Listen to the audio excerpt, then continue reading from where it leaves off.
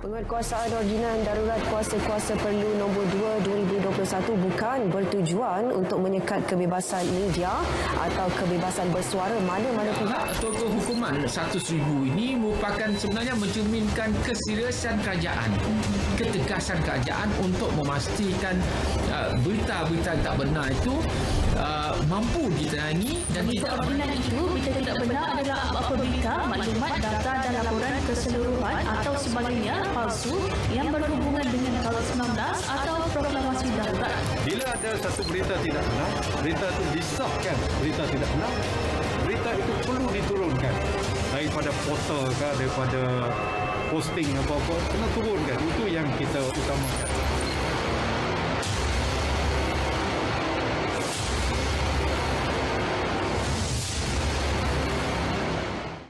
Assalamualaikum dan salam muhibah. Ramadan Mubarak diucapkan kepada semua umat Islam yang memulakan ibadah Ramadan pada hari ini, 1 Ramadan 1442 Hijrah. Mudah-mudahan semuanya diberkati dan diberikan keberkatan dalam usaha kita menyempurnakan ibadah pada kali ini. Dan suasana di Kuala Lumpur baru saja tenang-tenang selepas sedikit ribut beberapa kejadian banjir kilat kelihatannya berlaku untuk tempoh mungkin hari yang kedua. Dan untuk itu mudah-mudahan semuanya dapat selamat, senang sampai ke destinasi masing-masing. Kesempatan ini juga untuk kami teruskan dengan agenda mencerdaskan umat dengan berbicara di dalam kerangka bicara naratif. Dan anda pun telah menyaksikan bingkisan yang kami sediakan awal, perbincangan berkait tentang Ordinan Darurat Kuasa-Kuasa Perlu Nombor 2 2021. Apa ertinya ordinan ini dan bagaimana kesannya, termasuk juga cuba menangani beberapa tanggapan yang setengahnya meleset berkait tentang adanya ordinan ini di dalam usaha kita untuk meluruskan pandangan awam berkait tentang isu-isu semasa, pastilah berkait tentang berita tidak benar dan juga lebih spesifik lagi tentang proklamasi darurat serta COVID-19 ini. Maka kami bawakan wewenangannya, pihaknya, otoritinya untuk berbicara tentang topik ini. Panel yang pertama di sebelah saya, setiap kali nak bercakap tentang digital, online media ni, medsos ini, maka Cik Zulkarnain Muhammad Yassin lah orangnya. Ketua Pegawai Kawal Selia MCMC. Nak sebut MCMC ke SKMM? MCMC. Okey. MCMC, kalau bimbang jangan main-main dengan dia kerana dia boleh tutup akaun Facebook kita. Akaun TikTok pun boleh. Boleh. Dia pantas dia jawab. Pantas dia jawab dengan yakin boleh. Dengan bantuan penyedia platform. Tengok tu. Tapi nombor dia ni semua laman medsos dia tengok. Encik Zul telefon. Maksudnya ni siapa punya akaun pula nak ditutup. Jadi jangan main-main dengan Cik Zul. Dan sepanjang pengalaman saya dengan dia, tidak berganjak lagi dari portfolio itu, Ketua Pegawai Kawal Selia MCMC. Terima kasih Cik Zulkarnain. Ramadan pula kita berjumpa. Alhamdulillah. Dah bersama. Yeah. Dan juga kami gandingkan bersama DCP Ahmad Taufik bin Abdullah, Timbalan Pengarah Forensik Perancang Strategik Jabatan Siasatan Jenayah Bukit Aman. Tuan Taufik, Assalamualaikum. Waalaikumsalam warahmatullahi. Selalunya kita bayangkan ini jenayah berat saja dengan Tuan Taufik ini ya. Ini dianggap berat, ringan, terlalu ringan dalam kacamata Jabatan Siasatan Jenayah. Bagi Jabatan Siasatan Jenayah, apa-apa kes yang melibatkan jenayah akan disiasat oleh Jabatan Siasatan Jenayah. Okey, jadi yang hari ini berkait tentang ordinan darurat ini, kita akan macam mana nak memahami letak duduknya ini, SKMM dan juga PDRM bila kita membicarakan tentang ordinan darurat ini. Cik Zul. Terima kasih. Apabila di mana letaknya, apabila kerajaan memutuskan untuk menyediakan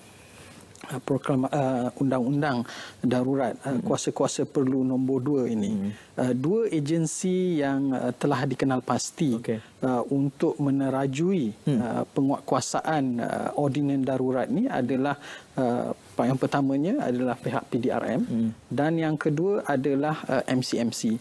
Kita lihat di sini kita saling melengkapi kerana di bawah ordinan ini apa berita tidak benar berkaitan dengan proklamasi darurat dan juga COVID-19 sama ada dalam bentuk penulisan terbitan di platform tradisional ataupun juga di platform elektronik dan media sosial, itu adalah di kepakaran masing-masing.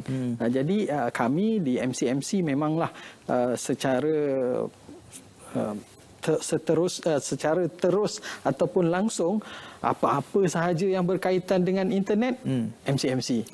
Walaupun dalam setengah-setengah keadaan itu di bawah bidang kuasa agensi penguatkuasaan yang lain. Jadi kita dilihat sebagai frontliners berkaitan dengan isu-isu yang ada di media elektronik dan juga platform internet. Sebab itulah kita lihat bahawa dalam membicarakan berita tidak benar ini, kalau dulu fitnah dan sebagainya dia dalam bentuk tradisional tulisan yang dicetak, tetapi sekarang dalam bentuk medium yang baru, penyampaian yang baru, iaitu medium elektronik.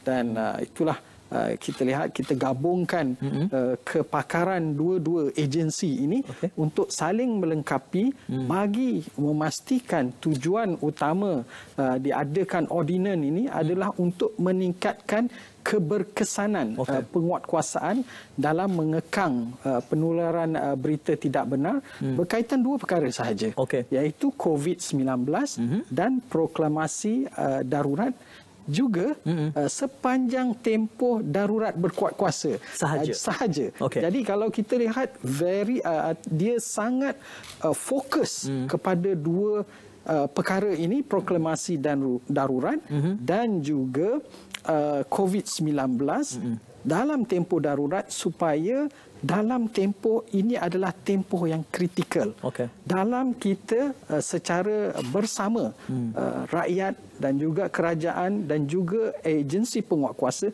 memastikan bahawa usaha-usaha kita untuk menangani COVID-19 ini tidak dikacau ganggu oleh perkara-perkara yang boleh menggugatkan keyakinan dan juga keyakinan masyarakat terhadap usaha yang kita hendak laksanakan dan matlamat yang hendak kita capai. Sebab itu diperlukan satu undang-undang yang ramai ataupun ada yang beranggapan ia bersifat tidak adil, tetapi kalau kita perincikan, lihat secara keseluruhan perkara ini, ia adalah sesuatu yang sangat kemas, tepat dan perlu, sesuai untuk menangani masalah yang kita sedang hadapi sekarang. Okey, kita akan soal lanjut lagi bila bercakap soal kekemasannya itu.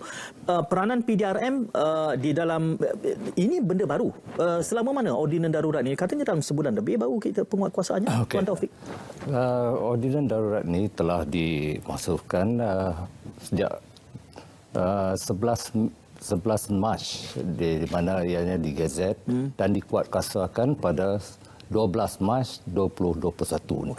So lebih kurang baru sebulan yang kita tengok undang-undang ini, darurat ini dilaksanakan. So daripada segi siasatan, bagaimana yang kita sedia maklum, pasukan polis Diraja Malaysia ini, terutama Jabatan Siasatan Jenayah ini, akan menjalankan siasatan kes-kes ataupun kesalahan-kesalahan di mana yang melanggar peraturan atau undang-undang yang telah ditetapkan.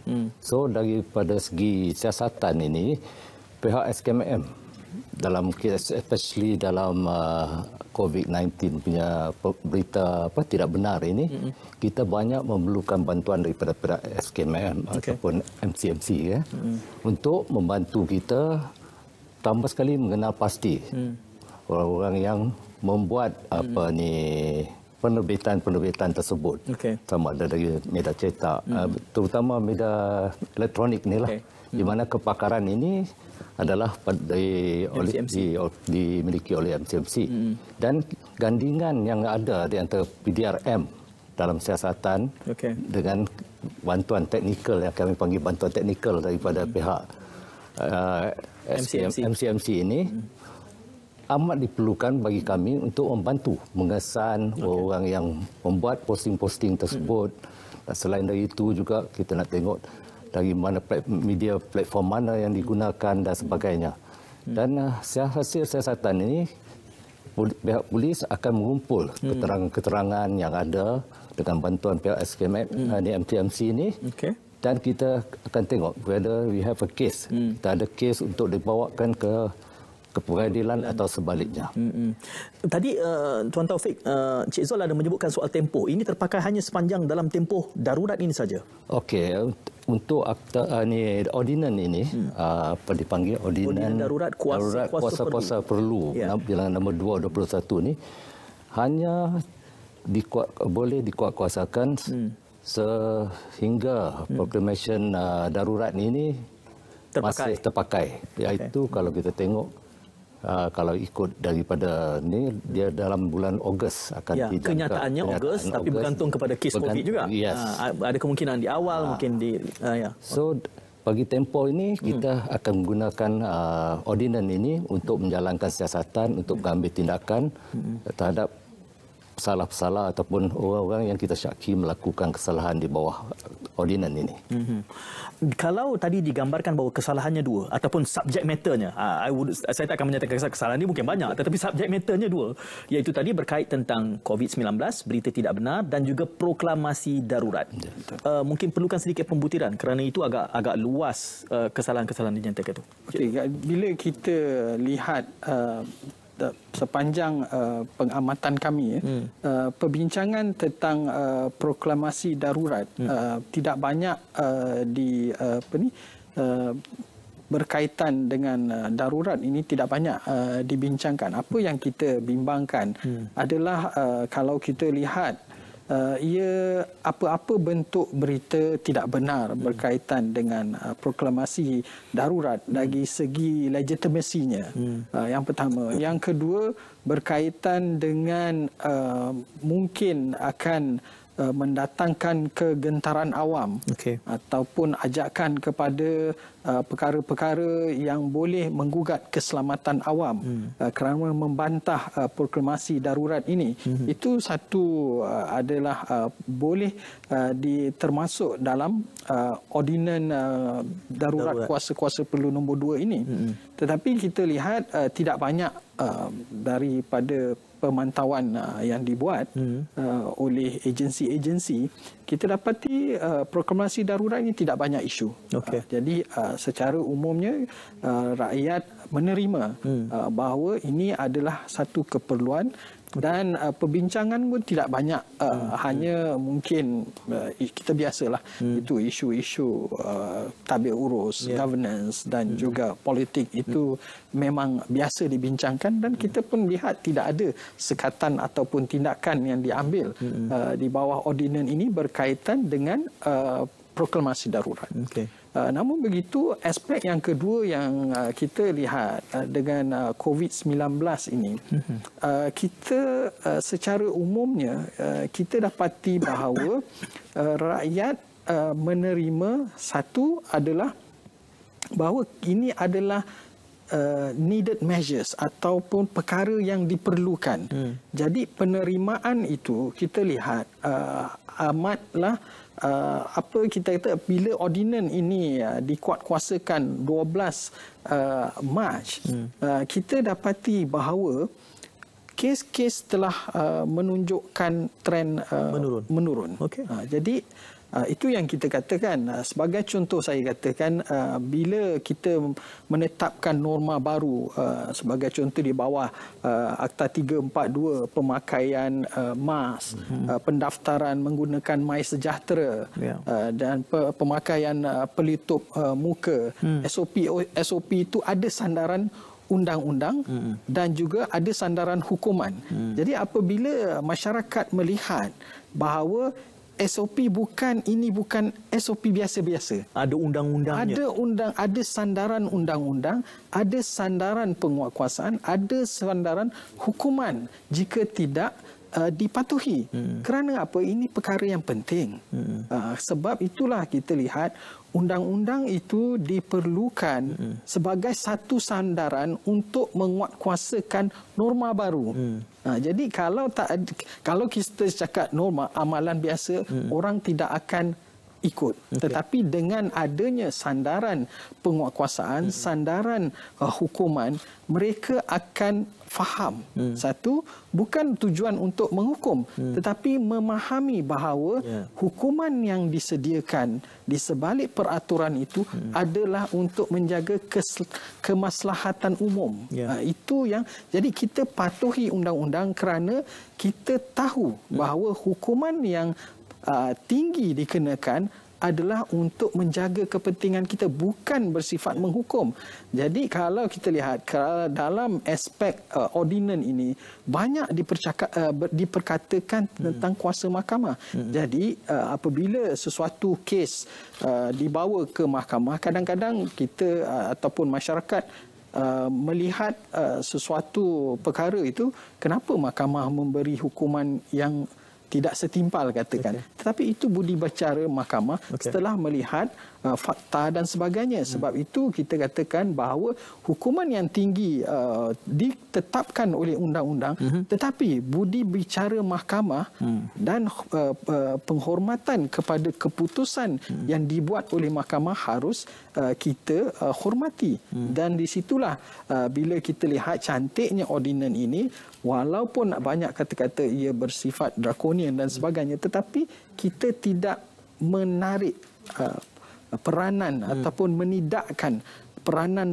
mahkamah untuk semak dan imbang terhadap apa-apa juga tindakan penguatkuasaan ataupun yang dijalankan oleh sama ada MCMC ataupun PDRM disemak dan imbang melalui kuasa-kuasa yang sedia ada di mahkamah. Okey, nanti kita akan kembali selepas berjeda seketika membicarakan masih tentang objektif ini, kerana tadi saya kira Cik Zul banyak memberikan penegasan berkait tentang berita palsu COVID-19. Tapi bagaimana pula dengan proklamasi darurat? Saya nak dengar daripada Tuan Taufik tentang objektif ordinan darurat kuasa-kuasa perlu ini. Kita bicara naratif membicarakan tentang ordinan darurat kuasa-kuasa perlu 2021.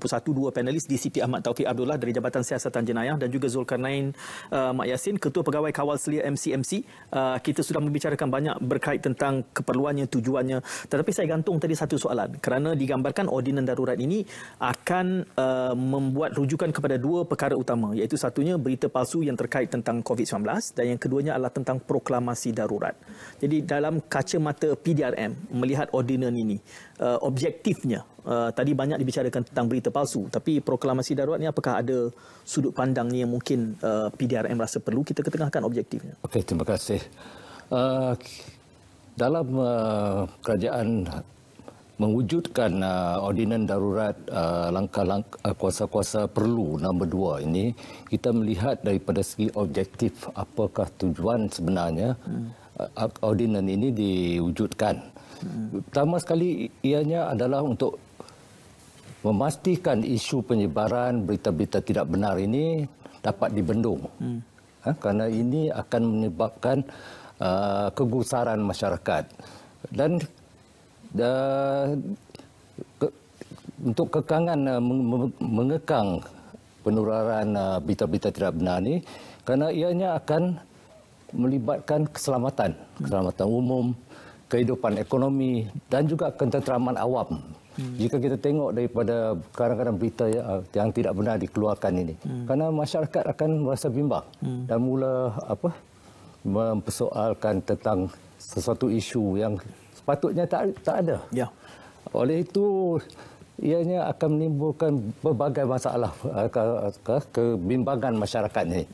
Kemudian daripada apabila wujudnya ordinan ini, salah satu objektif dia adalah untuk mencepatkan siasatan.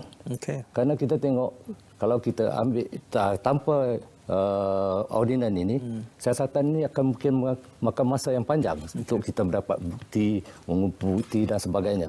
Dengan adanya wujudnya ordinan ini, siasatan, pengumpulan maklumat, keterangan ini dapat dipercepatkan. Dan selain dari itu juga, ordinan ini adalah untuk menggalakkan rakyat mendapat maklumat yang betul. Itu bukan yang berita-berita yang tidak benar ini. Sebaliknya, kita secara tak langsung kita hendakkan rakyat ini menerima berita yang betul ataupun maklumat-maklumat yang benar. tanpa bergantung kepada yang diposting-posting yang sengaja dibangkitkan ataupun dikeluarkan, diterbitkan supaya masyarakat ini jadi bimbang. So dengan ordinan ini, salah satu objektif dia adalah untuk masyarakat ataupun rakyat mendapat maklumat-maklumat betul. Bukan maklumat yang berita-berita tidak betul ni yang akan menimbulkan kekesaran. Ordinan ini juga kita dapati memberi kuasa daripada sudut penguatkuasaan, siasatan dan juga peruntukan kepada mahkamah untuk mengambil tindakan selanjutnya apabila kita dapat kes-kes sebegini. Apabila ia diperkenalkan, tadi saya terdengar Encik Zul menyebutnya bahawa dia menuduh ini sebagai suatu ordinan yang draconian sifatnya. Adakah bererti masyarakat umum, rakyat merasakan bahawa dengan ini hak mereka, hak asasi mereka, khususnya mungkin dalam konteks ini nak mendiamkan rakyat lah ni kan, tak dibenarkan rakyat untuk menyatakan pandangan. Apa respon balas MCMC? Okey, respon balas kami seperti yang Tuan Taufik sebutkan tadi, salah satu objektifnya adalah bahawa untuk memudahkan siasatan. Jadi kesalahan-kesalahan di bawah ordinan darurat kuasa-kuasa perlu nombor 2 ini adalah satu kesalahan yang boleh ditangkap tanpa warrant. Itu bila sebut boleh ditangkap tanpa warrant, itu menimbulkan satu persepsi negatif bahawa bila ada sekatan jalan raya, polis boleh kena cengkup saya, kena cengkup. Dan polis boleh semak telefon saya ada berita palsu ke tak, saya boleh. Bukan begitu. Itu tetapi ini yang sentimen-sentimen yang dimainkan. Kalau kita lihat untuk dari segi apabila kita membangunkan ordinan ini, saya telah sebut tadi bahawa ada proses semak dan imbang. Satu proses itu mahkamah. Tetapi dari sudut pentadbiran keadilan itu sendiri, kita lihat bahawa proses yang pertama adalah satu laporan polis yang dibuat sama ada oleh orang awam ataupun pihak berotoriti tentang satu berita tidak benar berkaitan dengan COVID ataupun berkaitan dengan proklamasi darurat. Jadi di situ walaupun telah ada satu laporan polis, ia harus menjalani satu lagi proses tapisan, iaitu perlu ada pengesahan daripada pegawai pengesah bahawa ini adalah berita tidak benar. Memang disahkan. Jadi setelah itulah baru pihak polis dan MCMC mengambil tindakan untuk menyiasat sesuatu laporan polis yang dikemukakan. Jadi adalah walaupun kita lihat di situ kuasa ada untuk menahan tanpa warrant dan membuat penggeledahan dan sebagainya. Tetapi kita lihat bahawa sebelum kita sampai ke proses itu, satu bentuk tapisan untuk memastikan hanya kes-kes yang benar-benar dapat disahkan bahawa ia tidak benar, barulah tindakan boleh diambil. Jadi itu yang kita lihat bahawa banyak yang dikatakan bahawa terdapat beberapa peruntukan yang dilihat supaya menafikan hak kebebasan sama ada bersuara dan sebagainya. Dan kita lihat apa yang kita sedia maklum bahawa dalam siasatan berkaitan media sosial ini bukanlah sesuatu yang mudah. Kita tahu bahawa saya panggil ini adalah mereka ataupun ada beberapa kumpulan. Kumpulan saya sebut di sini ataupun individu lah, kelompok individu. Yang satu dia memangnya tidak tahu, tetapi mungkin sesuatu yang menarik ataupun sesuatu yang dirasa prihatin untuk kongsikan. Jadi dia kongsikan secara tidak sengaja ataupun kerana keprihatinan. Itu satu kelompok. Kumpulan yang kedua mungkin individu yang ingin mensensasikan sesuatu berita. Jadi apabila kita mensensasikan suatu berita, headline dia satu bentuk. Yang istilah internet dipanggil clickbait. Clickbait. Itu satu. Yang kedua adalah mungkin dia nak satu bentuk bagaimana dia tokok tambah lagi. Tokok tambah itu untuk sedapkan rasa, dia tambah perisa, tetapi perisanya dia sebut orang berautoriti. Sebagai contoh, ada yang sebut Ketua Pengarah Kesihatan Tan Sri ataupun Tan Sri IGP. Walhal tidak benar sama sekali. Tidak benar sama sekali. Jadi itu satu kumpulan lagi. Ada satu kumpulan lagi yang memang nak dia punya pendirian sendiri, dia taksub dengan pandangan dia, dan dia hendak orang mengikut ketaksuban dia. Ini adalah perkara-perkara dalam kerencaman minda ataupun komunikasi ini yang disampaikan oleh kumpulan-kumpulan inilah yang kita perlu tangani. Tetapi apa yang lebih bahaya adalah kumpulan yang taksub. Sengaja ingin membuat satu berita yang boleh menggugatkan keyakinan orang awam terhadap usaha-usaha yang dilakukan dan kemurnian niat kita melaksanakan undang-undang. Jadi ini yang kita lihat betapa pentingnya kita ada kuasa-kuasa ini supaya satu yang taksub tu memang kita boleh kita akan tangani dengan cara, tapi untuk yang lain yang marhain ni adanya dikatakan bahawa risiko-risiko ini dari segi tangkap tanpa warrant, denda RM100,000 ini menjadi satu bentuk shield ataupun pelindungan kepada mereka daripada memasuki ruang bicara berita tidak benar. Jadi ini yang harus kita lihat. Kita bukan nak menyekat kebebasan bersuara. Itu satu. Saya telah sebut tadi tentang melindungi diri. Tetapi satu aspek lagi di bawah ordinan ini, kita juga ada di bawah ada berkaitan dengan COVID ni bukan untuk kerajaan sahaja, tetapi untuk juga kepada individu. Sekiranya lah saya bagi contoh Tuan Syed. Tuan Syed adalah seseorang atau sekumpulan orang yang tidak suka Tuan Syed tetapi memfitnah Tuan Syed, katanya Tuan Syed dan keluarga ada positif. Cik Zul kena jauh sikit. Jadi saya tak boleh datang. Jadi ini mungkin menjejaskan keadaan di pulau. Jika seseorang itu berniaga, dia akan menjejaskan perniagaan. Dan ada undang-undang ordinan di bawah ordinan ini, dia memberi pembelaan kepada mangsa tersebut untuk membuat satu laporan polis. Sangat mudah prosesnya. Buat laporan polis, pergi ke mahkamah, dapatkan satu perintah mahkamah untuk menurunkan kandungan tersebut. Jadi ini yang ramai tak nampak.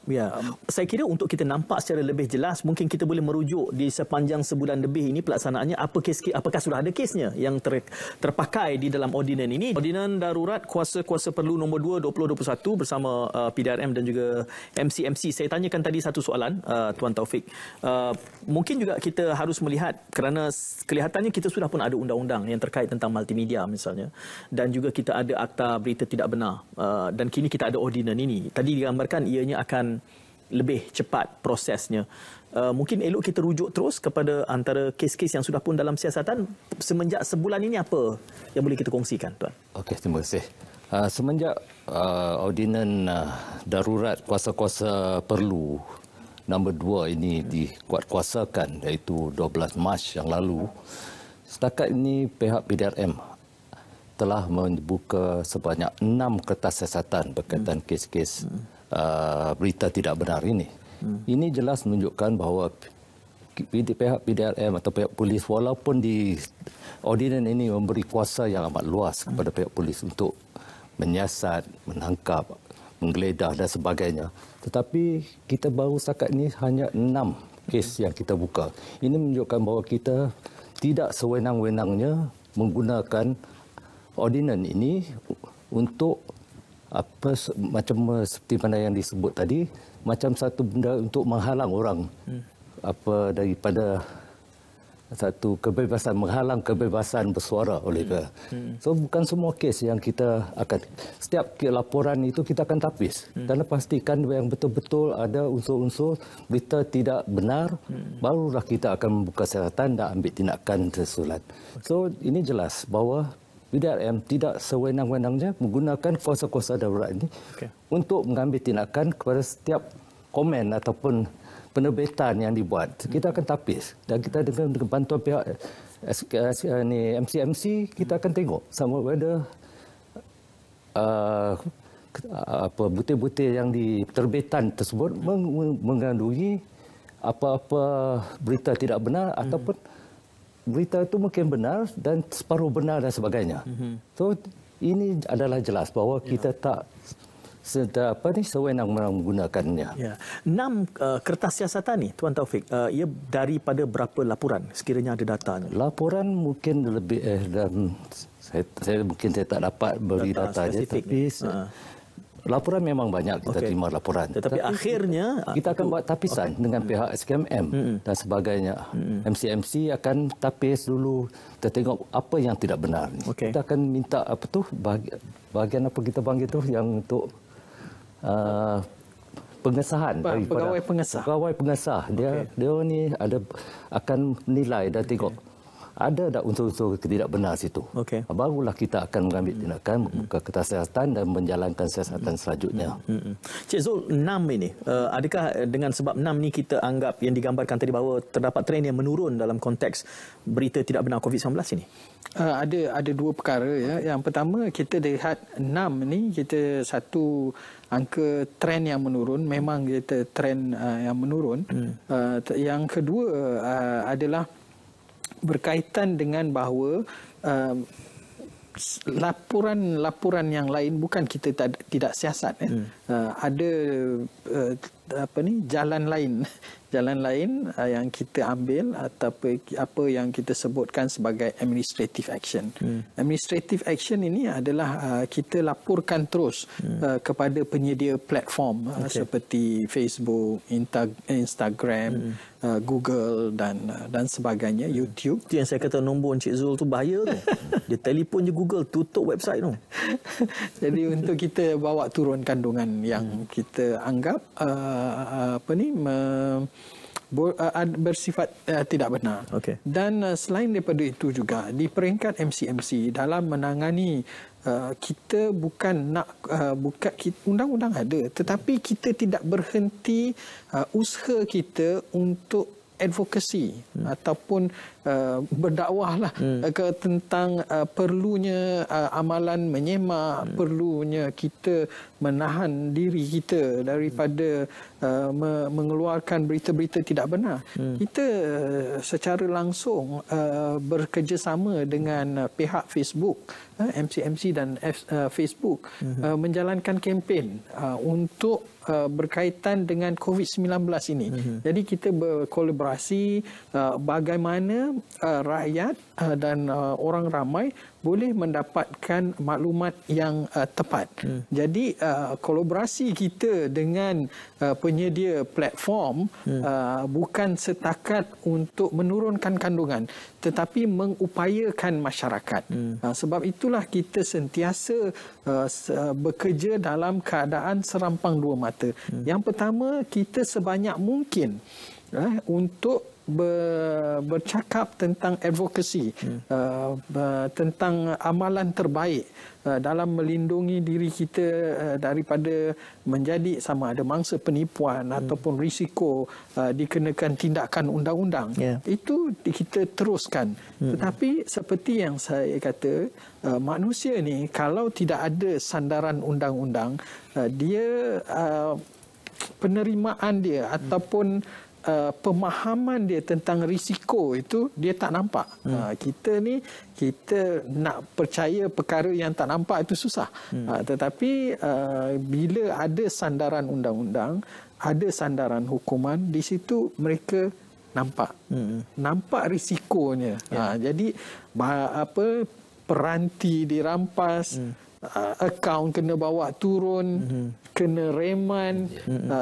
Jadi itu ini harus dilakukan bersama dengan PDRM. Harus dilakukan bersama PDRM. Jadi bila mereka nampak natijah daripada ketidakpatuhan kepada undang-undang semata-mata untuk dapat clickbait ataupun untuk dapatkan populariti dan sebagainya, boleh mengundang risiko-risiko ini. Jadi sebab itu kita katakan bahawa kita dalam melaksanakan pentadbiran undang-undang, walaupun ordinan darurat ini dilihat mempunyai impak yang besar dari segi kuasa yang diberikan kepada pihak PDRM dan MCMC, tapi kita sentiasa berhati-hati dalam melaksanakan tanggungjawab kita di bawah ordinan ini. Dalam pengalaman PDRM dan juga MCMC, tadi digambarkan ada 3 profil perpetrators, pesalah laku. Satu ni yang saja-saja seronok cuai, yang kedua ni sebenarnya menokok tambah, seronok syok sendiri, yang ketiga ni saja berniat jahat. Itu yang saya faham daripada 3 profil ini. Adakah 6 ini bererti mereka ini memang berniat jahat dalam pengamatan siasatan buat masa ini, Tuan Taufik? Okey, daripada ada data kes ini, kita tengok dia pun memang tak ada niat. Tapi oleh kerana di mana yang ditekankan, menokok tambah seronok-seronok. Dia seronok tambah. Dia like to share. The problem is dia nak share tu okey, tapi dia tak check content tu whether it's true atau betul atau tidak. Okey. Itu yang penting diamati oleh setiap pengguna platform social media ni. Dia kena check. Dan dia tak boleh kata, oh saya copy, saya paste hantar ke orang. Apabila you buat menyebarkan, itu adalah satu kesalahan di bawah akta ini kalau berita itu tidak benar. So kita kena ambil responsible di situ setiap pengguna.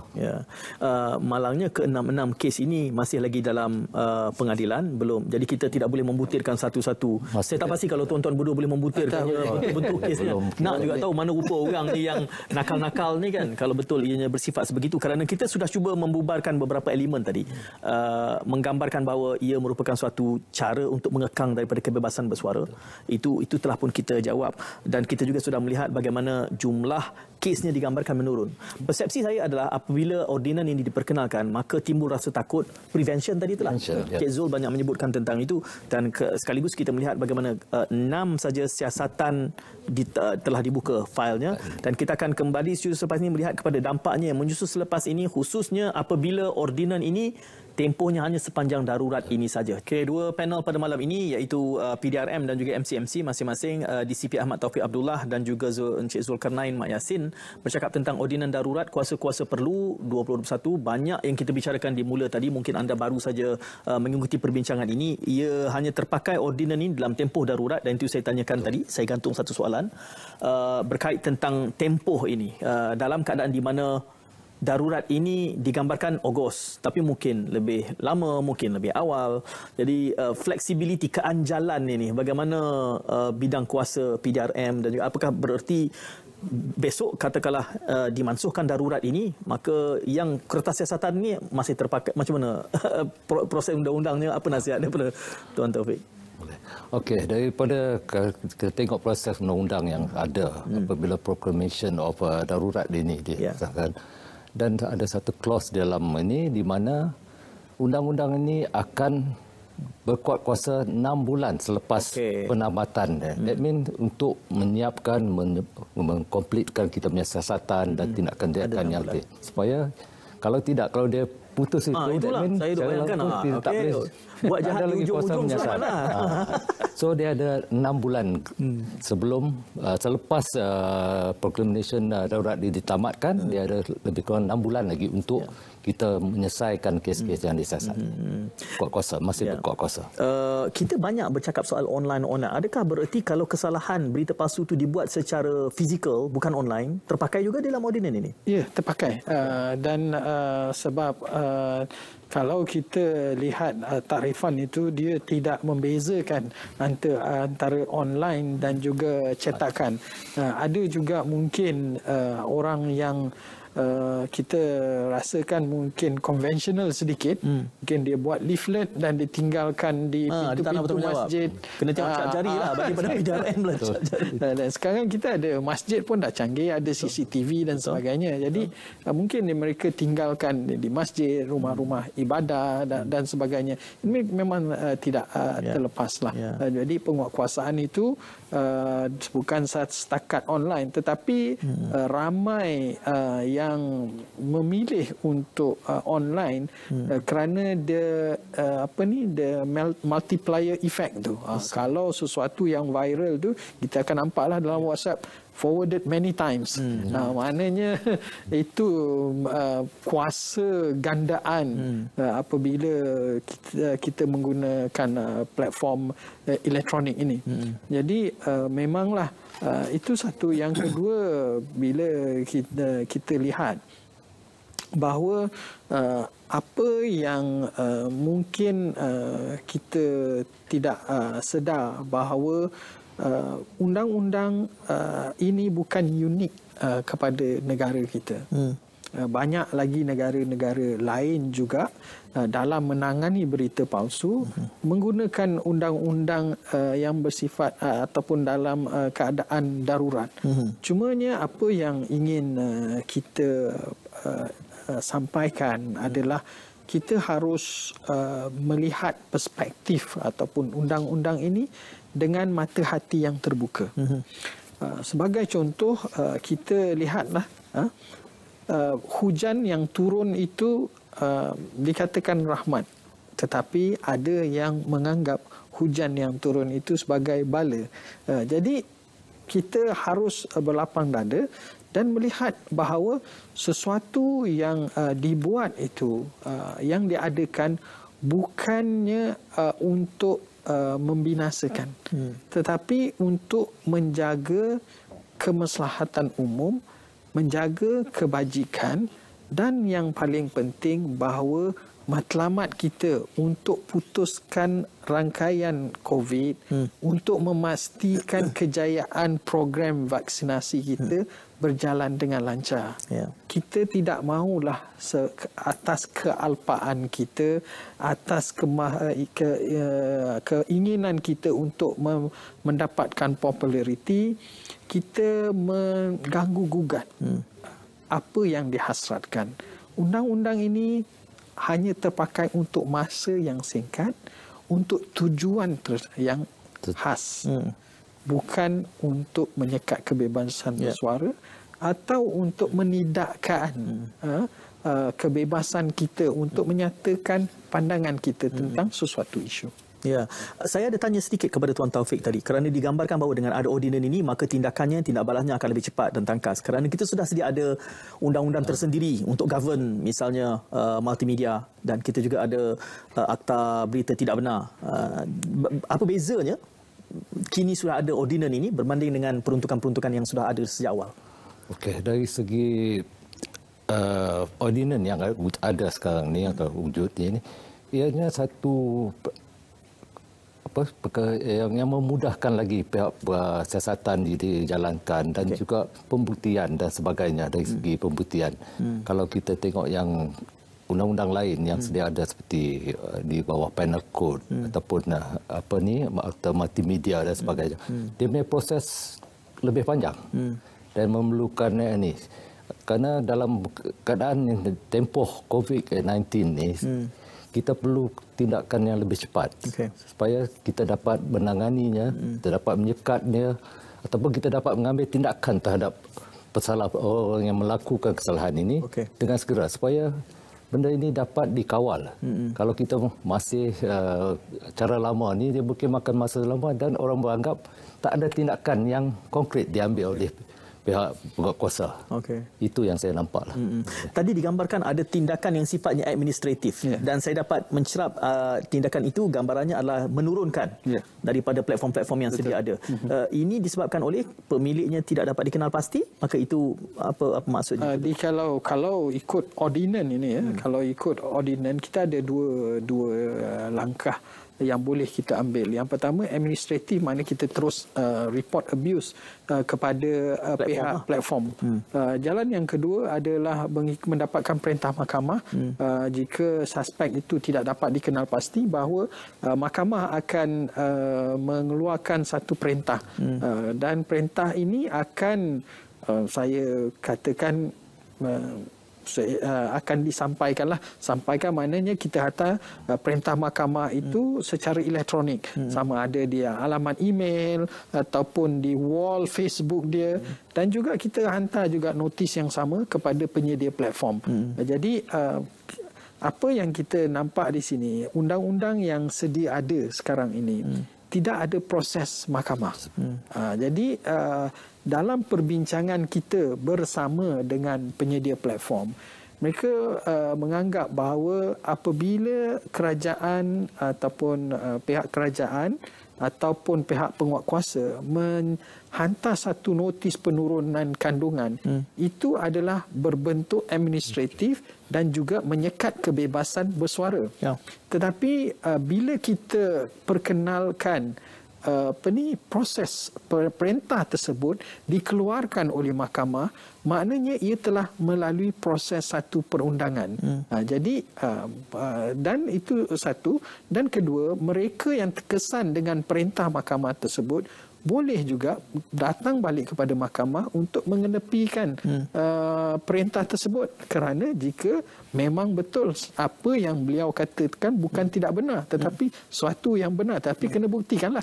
Jadi kalau kita lihat di sini, ia telus dari segi aspek bagi penyedia platform, dia lebih jelas bahawa perkara ini telah melalui proses perundangan dan penghakiman. Jadi ada badan bebas yang telah meneliti bahawa permohonan ini memang permohonan yang genuine.